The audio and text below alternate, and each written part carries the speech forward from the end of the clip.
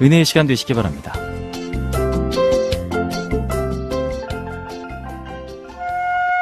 대한민국은 6.25 한국전쟁 이후 최빈국에서 지금은 애국인들이 부러워하고 있는 나라로 급성장했습니다. 이처럼 발전한 우리나라가 있기까지는 140여 년의 조선 말기 정치적, 사회적, 교회적인 배경을 조금이라도 이해하는 것이 무엇보다 필요합니다. 당시 고통의 세월 속에 믿음의 조상들이 겪었던 애절한 삶의 여정을 살펴보면서 현실을 극복하는 지혜의 교훈을 얻고자 합니다. 강대국들이 조선에게 무력으로 통상 개방을 요구하는 등 1882년부터 1910년까지 나약한 우리나라의 정치, 경제적 행세는 풍전등화와 같이 매우 위태로웠습니다. 특히 1894년 전라도에서 일어났던 동학봉기가 전국적으로 확산되었습니다.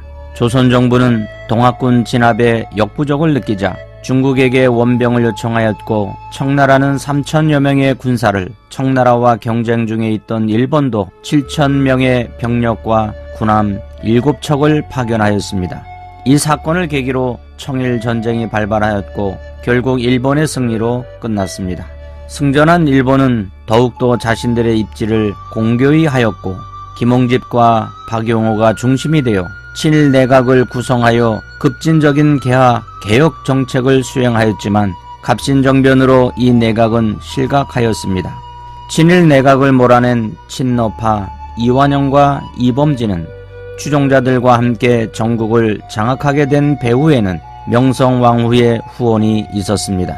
바로 이때 새로 부임한 일본 공사 미우라는 음모를 꾸며 왕후를 시해하였습니다.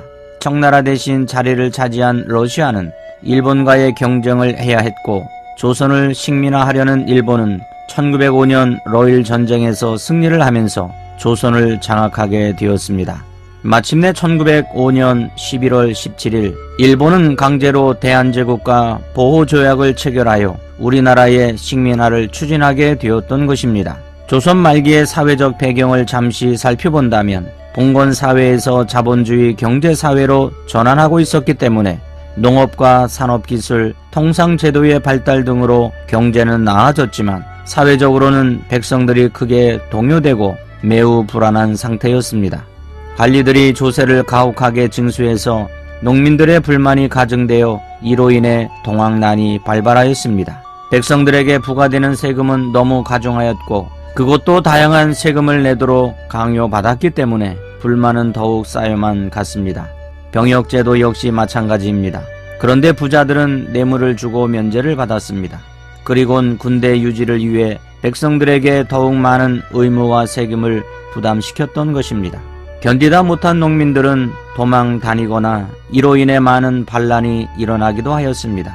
사랑하는 방송가족 여러분, 당시 사회적인 혼란과 세계 정세에 대하여 바르게 대처하지 못했던 우리나라는 망국의 길로 걷고 말았습니다.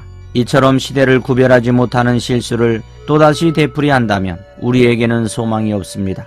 하나님의 백성들은 영적으로 또는 혼란한 사회에 매몰되지 않고 항상 깨어있어 기도하며 하나님의 뜻을 이루는 영혼 구원에 승리하시길 예수 그리스도의 이름으로 축복합니다.